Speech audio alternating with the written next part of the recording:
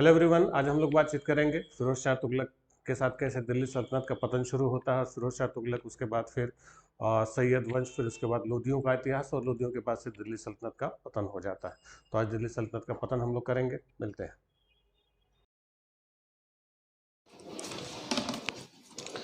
Hello students, आज हम लोग दिल्ली सल्तनत के अपने पाँचवें वीडियो में चल रहे हैं, जिसमें पहले कुछ वीडियोस में आपको बताया था मुस्लिम काल की कैसे स्थापना हुई दिल्ली सल्तनत की, फिर अलग अलग राजवंश, गुलाम वंश, खिजली वंश और तुगलक वंश हम लोग का चल रहा था। तुगलकों में भी बताया कि पहला जो सुल्तान था गयासुद्दीन तुगलक था। इसके समय निज़ामुद्दीन औलिया के साथ जो केस हुआ था, दिल्ली दूर है। फिर उसके बाद मोहम्मद बिन तुगलक था, जो बताया था बहुत सारे उसने प्रयोग किए, जो ज़्यादातर इसके प्रयोग या सारे के सारे इसके प्रयोग असफल है, इसलिए इसको थोड़ा पागल या सनकी भी कहा जाता है। और उसके इस प्रयोगों की वजह से शासन, जो पूरा दिल्ली सल्तनत का जो साम्राज्य था, उसमें बिल्कुल अशांति फैल गई थी और जगह जगह विद्रोह की स्थितियाँ उत्पन्न हो गई थी। बताया था कि दिल्ली सल्तनत में सबसे ज़्यादा विद्रोह 34 विद्रोह हुए थे इसके टाइम पर, और उन विद्रोहों के वजह से साम्राज्य की हालत बहुत खस्ता हो गई थी। और उन्हीं कारण जो सुल्तान था उसको जगह जगह भटक घूमना पड़ता था। भटकते भटकते उसको विद्रोहों को दबाने की कोशिश करनी पड़ती थी। तो उसी क्रम में सिंध में विद्रोह हुआ था, तो उसी सिंध में विद्रोह को दबाने के लिए मोहम्मद बिन तुगलक गया हुआ था, और वहीं पर उसकी बीमार होकर मौत हो गई थी बुरी परिस्थिति में। तो जब उसकी मौत हुई तो उसका कोई उत्तराधिकारी उस समय सुल्तान के लिए पद पर योग्य कोई नहीं था। तो उसी के चाचा का, रज्जब उसके चाचा का नाम था, तो उसी के चाचा का बेटा था फिरोज तुगलक, वो भी उसकी मौत के समय वहीं था। तो उसने माहौल बनाना शुरू किया कि इतना बड़ा साम्राज्य है और कौन योग्य आदमी है जो संभाल पाएगा, कौन हो जो सुल्तान की तरीके से योग्य हो, सुल्तान की तरीके से पढ़ा लिखा हो, समझदार हो, सुल्तान का नज़दीकी रिश्तेदार हो, जो सुल्तान की तरीके से साम्राज्य की रक्षा कर सकता है, वो कौन है। मतलब ऐसा उसने माहौल बनाया कि लोग केवल उसी की तरीके से देखें। ऐसा रोना धोना उसने शुरू किया। तो फिर जब उसका इशारा हुआ, बाकी उलेमाओं को उसने खुश किया, तो फिर बाद में उलेमाओं और बाकी सरदारों के समर्थन से फिरोज रज्जब बिन तुगलक को सुल्तान घोषित कर दिया गया। ठीक, अब जब ये सुल्तान बना तो इसके बहुत सारे काम हुए थे। सुल्तान बनते समय दो चार खास कामों पर चर्चा करते हैं। सबसे पहली बात, इसको शहर बसाने का बड़ा शौक था। कई सारे शहरों की इसने स्थापना की थी। जैसे इसके द्वारा बसाए गए 2-3 शहर थे। एक था हिसार जो है हरियाणा में है। तो हिसार शहर किसने बसाया था? फिरोज शाह तुगलक ने। एक और शहर है यूपी का फिरोज़ाबाद। तो जो फिरोज़ाबाद है, ये फिरोज़ाबाद ये चूड़ियों के लिए जाना जाता है। चूड़ियों के लिए जो मशहूर है यूपी का शहर फिरोज़ाबाद। तो फिरोज़ाबाद शहर भी किसने बसाया था? फिरोज तुगलक ने बसाया था। इसी ने एक बगल में एक ज़िला है जौनपुर। तो जो जौनपुर शहर है, जौनपुर की भी स्थापना फिरोज शाह तुगलक ने की थी। अभी जो जौनपुर शहर बसाया गया था, तो जौनपुर अगर पूछा जाए किसकी याद में बसाया गया, तो जौनपुर जो था ये जौना खां की याद में बसाया गया था। अभी जौना खां कौन था? तो जो जौना खां था, ये क्या था कि ये जो इसके चाचा का लड़का था मोहम्मद बिन तुगलक, इसी का बचपन का नाम था, पेट नेम इसका जौना खां था। तो इसी मोहम्मद बिन तुगलक यानी जौना खां की याद में फिरोज शाह तुगलक ने कौन सा शहर बसाया था? जौनपुर बसाया था। तो जौनपुर की स्थापना इसी ने की थी। ठीक, तो कई सारे शहर इसने बसाए थे। इसी के समय जैसे आपको बताया था कुतुब मीनार बनी थी। तो कुतुब मीनार जो इल्तुतमिश ने पूरा करवाया था, बताया था कुतुब मीनार ने नींव डलवाई थी, लेकिन पूरा नहीं करा पाया था। पूरा होने से पहले उसकी मौत हो गई थी। वो इल्तुतमिश ने उसको पूरा कराया। तो इल्तुतमिश ने जो कुतुब मीनार पूरा करवाया था, तो कुतुब मीनार 4 मंजिले की थी। फिरोज शाह तुगलक के समय इस कुतुब मीनार पर बिजली गिरी और ऊपर का जो हिस्सा था वो टूट गया। तो ऊपर का हिस्सा जब बिजली की वजह से टूटा, जो थंडरबोल्ट आया, तो उसकी वजह से उसने क्या किया कि इस चौथी मंजिल को उसने फिर से रिकंस्ट्रक्ट कराया और एक बड़ी की बजाय 2 छोटी छोटी मंजिल बनवा दी। तो जो कुतुब मीनार की जो 5वीं मंजिल है, अभी भी कुतुब मीनार 5 मंजिल की है, तो जो कुतुब मीनार की 5वीं मंजिल है वो किसने बनवाई थी? फिरोज तुगलक। ठीक है, तो कुतुब मीनार के निर्माण में 3 सुल्तानों का काल देखा जाता है कि कुतुबुद्दीन ऐबक ने नींव डलवाई, इल्तुतमिश ने पूरा किया। और अगर पूछा जाए फाइनली कंस्ट्रक्शन कब कंप्लीट हुआ या उसकी 5वीं मंजिल किसने बनवाई थी, तो वो फिरोज शाह तुगलक ने ही बनवाई थी, वो बिजली की वजह से। तो 3 सुल्तान थे। अगर सिंपल सवाल आता है कि कुतुब मीनार को किसने पूरा करवाया, तो कुतुब मीनार को इल्तुतमिश ने पूरा करा दिया था। वही अजय कुतुब मीनार को अंतिम रूप से किसने पूरा किया या 5वीं मंजिल किसने बनवाई, तो वो फिरोज शाह तुगलक ने बनवाई। ठीक, चलिए अब ये जो फिरोज शाह तुगलक था, ये उलेमाओं और बाकी सरदारों के समर्थन से ये सुल्तान बना था। अपने अंदर इसकी कोई व्यक्तिगत कोई खासियत नहीं थी, कोई योग्यता नहीं थी, यानी एक कमज़ोर शासक था। तो जब कमज़ोर शासक था तो इसको अपने शासन को चलाने के लिए बाकी जो सरदार थे, जो उलेमा वर्ग था, जो मौलवियों का वर्ग था, उसको उसने खुश करने की कोशिश की, उनको संतुष्ट करने की कोशिश की, क्योंकि खुद में इसे कुछ नहीं था, इसके अंदर कुछ भी नहीं था। तो जब शासक कमज़ोर होगा तो बाकियों को खुश करने वाले काम करेगा, खुश करने वाली नीति चलाएगा। तो इसने भी बाकी सरदारों और उलेमाओं को खुश करने की कोशिश की, और उसी कोशिश में उसने कई सारे काम किए कि जैसे पहली बात तो करों को उसने चेंज किया।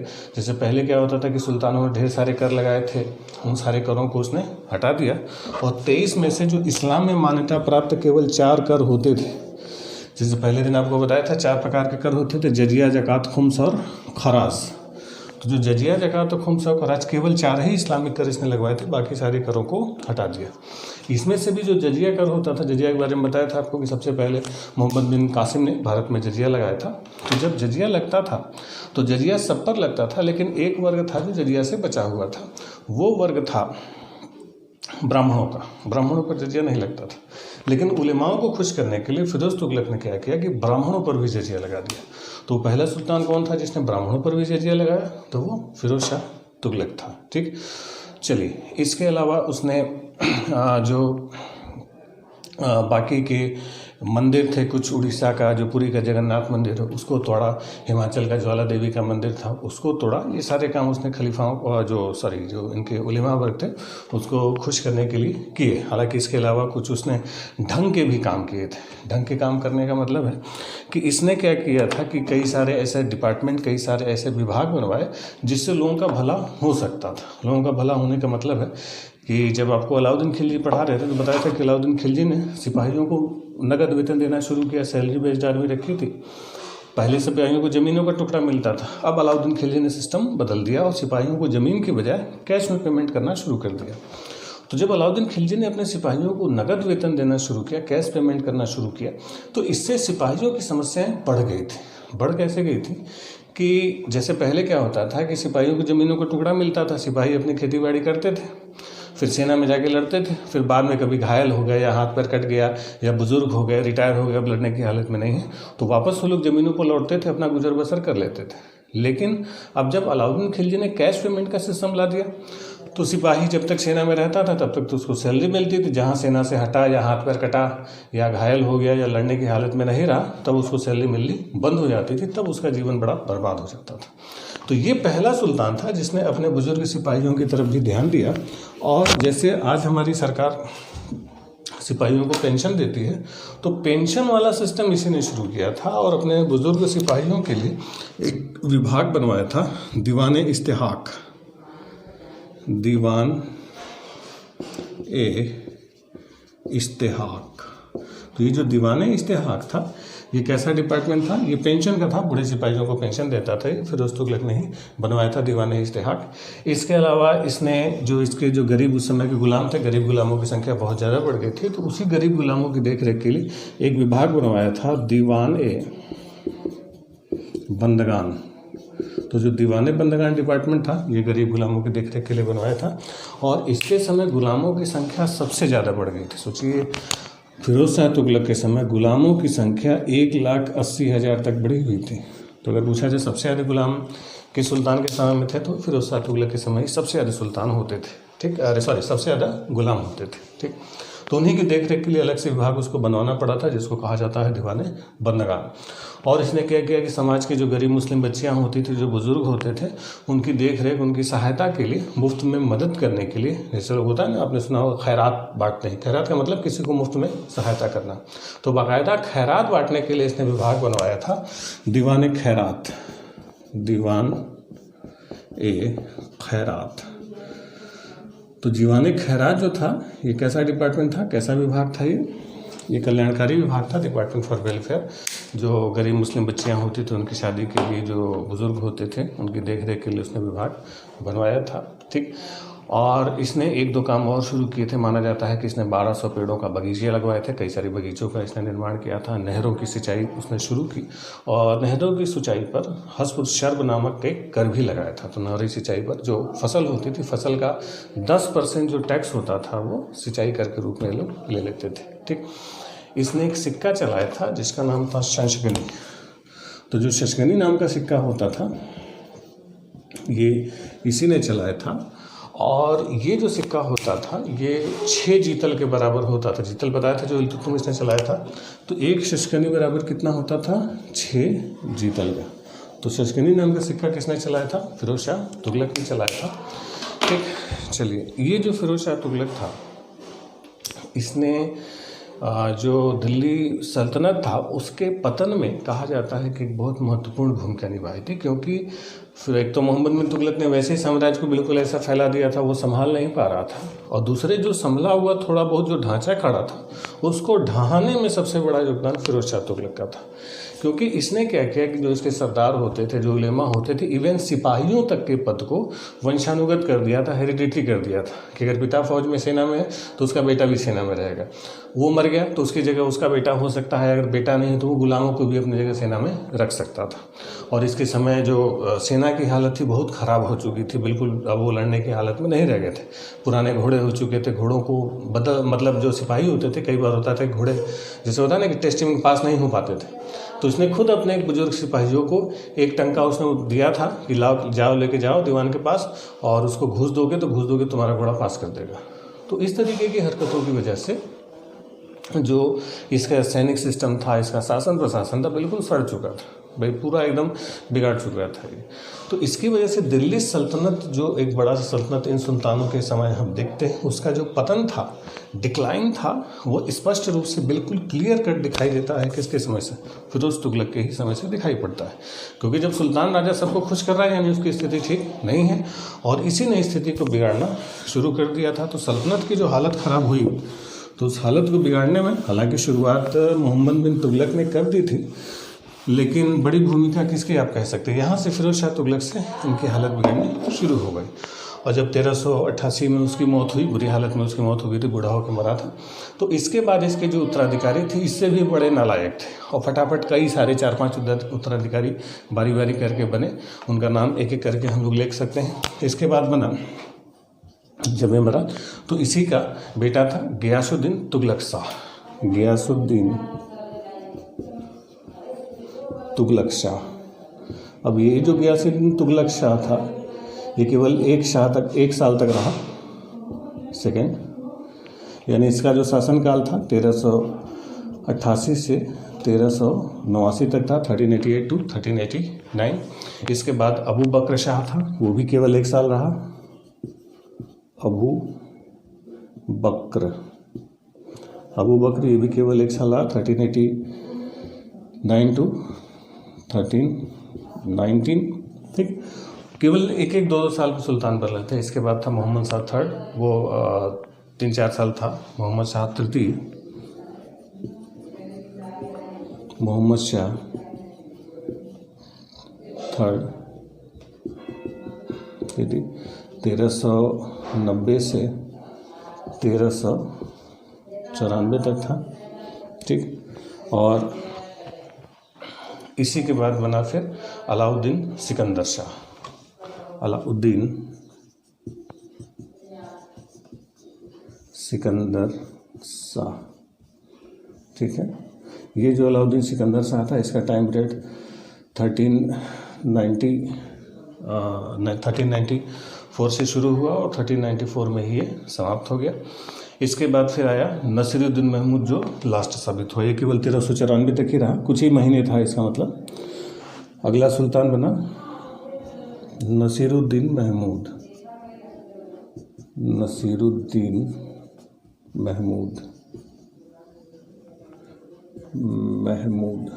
ये जो नसीरुद्दीन महमूद था इसका समय थोड़ा लंबा चल गया। 1394 से 1413 तक था। कहीं कहीं किताबों में आपको 1414 भी मिल जाएगा, 1413 या 1414, 13 हम लोग लिख लेते हैं। ठीक, नसीरुद्दीन महमूद। अब ये जो नसीरुद्दीन महमूद था ये तुगलक वंश का अंतिम शासक था।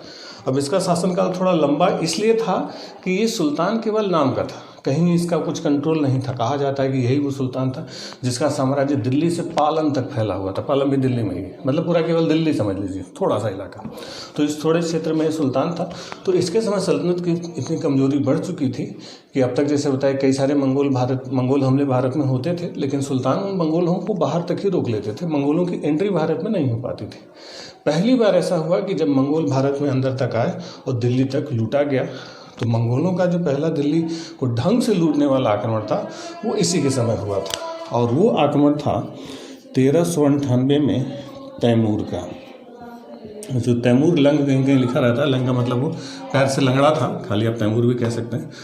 तो तैमूर ने जो आक्रमण किया, ठीक, तो तैमूर का असली नाम था तिमुचिन, वो मंगोल था। 1398 में इसने हमला किया। तो जब हमला किया, अगर पूछा जाए तैमूर का आक्रमण किस समय हुआ था, 1398 में। सुल्तान कौन सा था, नसीरुद्दीन महमूद तुगलक। वंश कौन सा था, तुगलक वंश। और दिल्ली सल्तनत के समय 1398 तैमूर का हमला हुआ। तो सुल्तान क्या था, केवल नाम का था। जब तैमूर ने हमला किया तो नसीरुद्दीन महमूद दिल्ली छोड़ के भाग गया राजस्थान कुछ समय तक टिका रहा। नसीरुद्दीन महमूद तैमूर पूरा 2 महीने तक दिल्ली पर रहा। दिल्ली को उसने जम के लूटा पाटा, कत्लो आम बिल्कुल मचा दिया। दिल्ली को लूट पाट के जब चला गया तो फिर से आके सुल्तान बन गया। ठीक, मतलब किसी काम का सुल्तान नहीं था, बस जिंदगी चल रही थी। किसी तरीके से उस गद्दी पर बैठा हुआ था कि हालत इतनी ख़राब हो गई कि फिर बाद में सुल्तान को मार दिया गया। और सुल्तान को मार के फिर अगला राजवंश दिल्ली सल्तनत का बना, और वो बनता है सैयदों का। यानी तुगलक के बाद फिर अगली डायनेस्टी कौन सी बनी, सैयद वंश बना, सैयद डायनेस्टी। अब इस सैयद वंश के बारे में आपको बता दें सबसे खास बात कि एक चीज़ ध्यान रखेंगे, जैसे मुसलमान जो हैं, मुसलमान पूरी दुनिया में हैं, तो मुसलमानों के 2 सेक्ट होते हैं, शिया और सुन्नी। तो एक चीज़ आप ध्यान रखेंगे कि ज़्यादातर भारत में, नॉर्थ इंडिया में जो मुसलमानों ने राज किया, तो ज़्यादातर भारत में सुन्नी मुसलमान थे। यानी ज़्यादातर जो शासन था वो किन मुसलमानों का था, सुन्नियों का था। चाहे दिल्ली सल्तनत वाले हों, चाहे मुग़ल हों, ज़्यादातर सुन्नी ही थे। शिया बहुत कम रहे भारत में, खासतौर पर शासक वर्ग के रूप में। सैयद वंशी इकलौता भारत का शिया राजवंश था दिल्ली सल्तनत का, ध्यान रखेंगे। मुग़ल भी सब सुन्नी मुसलमान थे, तो ज़्यादातर उत्तर भारत में सुन्नियों ने ही राज किया है। शिया केवल कौन थे, सैयद। ठीक है, ये सब शिया थे। और सैयदों जो खास शासन काल था, हालांकि बहुत कुछ खास नहीं चला। ये लोग केवल 1414 से लेके 1451 इतने ही समय तक रहे। और इस सैयद वंश जो था, इस सैयद वंश का जो फाउंडर था, संस्थापक था, खिज्र खां उसका नाम था, खिज्र खां।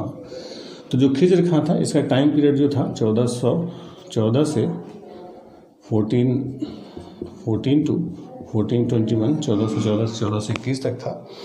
और इस खिज्र खां ने और कुछ, एक्चुअली इसको खिज्र खां को इनाम के रूप में दिल्ली सल्तनत का ताज एक तरीके से मिला, क्योंकि जब तैमूर ने हमला किया था नसीरुद्दीन महमूद के समय, तो उस तैमूर के हमले में खिज्र खां ने तैमूर की मदद की थी।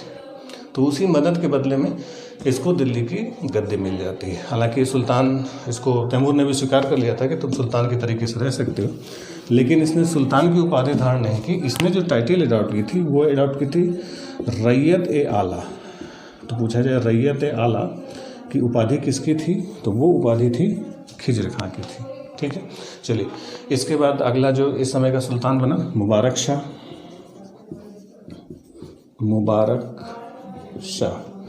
तो मुबारक शाह जो और किसी खास काम के लिए नहीं जाना जाता है, किताब के लिए बस इसका शासनकाल जाना जाता है। इसका जो टाइम पीरियड था 1421 टू 1434, 1421 से 1434 तक ये था। इसी के समय याहिया बिन अहमद सरिंदी ने एक किताब लिखी थी, तारीख़ मुबारक शाही। तो जो तारीख़ मुबारक शाही थी, तारीख़-ए-मुबारक शाही, तो तारीख़-ए-मुबारक शाही याहिया बिन अहमद सरिंदी की किताब थी। वो इसी मुबारक शाह के शासनकाल में लिखी गई थी, इसी के लिए लिखी गई थी। इसके बाद इसका जो अगला शासक था उसका नाम था मोहम्मद शाह। मोहम्मद शाह का जो समय काल था 1434 से 1443 तक था। यानी इसके बाद आया मोहम्मद शाह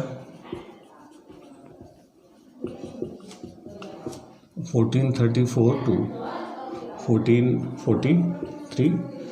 और मोहम्मद शाह के बाद अगला सुल्तान था अलाउद्दीन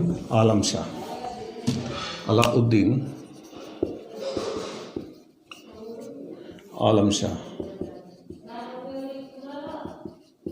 ठीक है, 1443 to 1451, ठीक है। इस समय तक सुल्तान की स्थिति मतलब ये नालायक टाइप का था, थोड़ा अय्याशी वगैरह किया करता था, इसकी वजह से इसकी हालत भी बिल्कुल ख़राब थी, दोनों बिल्कुल कमज़ोर शासक थे। तो इसी के बाद फिर मौका मिला अफ़गानों को, अफ़गानों ने फिर इसको मारपीट के भगा दिया, और इसको मार के भगा के अफ़गानों ने अगला शासन शुरू किया जिसको कहा जाता है लोधी वंश, ठीक है। तो ये ढेर सारे सुल्तानों का नाम आप देख तो रहे हैं, लेकिन इनका कोई शासन प्रशासन में कोई खास योगदान नहीं था, बस एग्जाम में क्वेश्चन बढ़ाने का काम कर देते हैं हम लोगों के लिए। तो ध्यान रखेंगे सैयद वंश के बस आपको फाउंडर ध्यान रखना है, इसने कौन सी उपाधि ली और तारीख़ मुबारक शाही किसके याद में लिखी गई, और इनका बस सीक्वेंस, इन सुल्तान का सीक्वेंस क्रम, एग्जाम में क्रम ज़्यादा आएगा आपके, तो बस क्रम नाम का ध्यान रखेंगे, बाकी कुछ इस फैक्ट इनके लिए इम्पोर्टेंट नहीं है। अब इसके बाद जो सैयद वंश के बाद जो अगली डायनेस्टी आई लोधियों की, तो लोधियों के बारे में हम लोग अगले वीडियो में बात करते हैं। आज के लिए इतना ही, फिर मिलते हैं लोधियों के साथ अगले वीडियो में। Thank you.